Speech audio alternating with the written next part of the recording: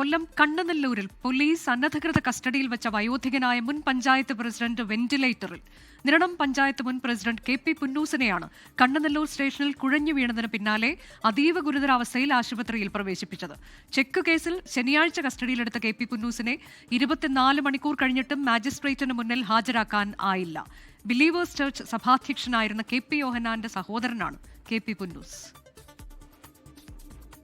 ശനിയാഴ്ച ഉച്ചയ്ക്ക് 12:30യോടെയാണ് കോട്ടയത്തെ ആനന്ദ ഹോട്ടലിൽ നിന്ന് കെ.പി. പൊന്നൂസിനെ കണ്ണനല്ലൂർ പോലീസ് കസ്റ്റഡിയിലെടുത്തത്. പിന്നാലെ പരാതിക്കാരന് 10 ലക്ഷം രൂപ നൽകിയാൽ ജാമ്യം നൽകാമെന്ന് പോലീസ് ഉദ്യോഗസ്ഥൻ പറഞ്ഞതായി കെ.പി. പൊന്നൂസിന്റെ സുഹൃത്തായ അഭിഭാഷകൻ 24-നോട് പറഞ്ഞു. പോകുന്ന വഴി കൂടെയുള്ള ഒരു പോലീസുകാരൻ ജ്യോതിഷ്ഠാണ് പേര് പറഞ്ഞത്. ഒരു 10 ലക്ഷം രൂപ കടിയാക്കാൻ പറ്റുവാണെങ്കിൽ വിടാമെന്ന് പറഞ്ഞു. ഏതായാലും ശേഷവും വിളിച്ചിരുന്നു. ആരെങ്കിലും ബന്ധുക്കൾ വരുമോ, എന്താ ചെയ്യുന്ന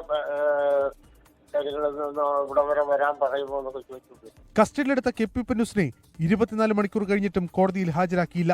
ഞായറാഴ്ച വൈകിട്ടോടെ പോലീസ് സ്റ്റേഷനിൽ കൊഴിഞ്ഞു വീണ കെ.പി. പൊന്നൂസിനെ ഒടുവിൽ കൊട്ടിയം ഹോളിക്രോസ് ആശുപത്രിയിൽ പ്രവേശിപ്പിച്ചു. അതീവ ഗുരുതരാവസ്ഥയിലായ കെ.പി. പൊന്നൂസ് നിലവിൽ വെന്റിലേറ്ററിലാണ്.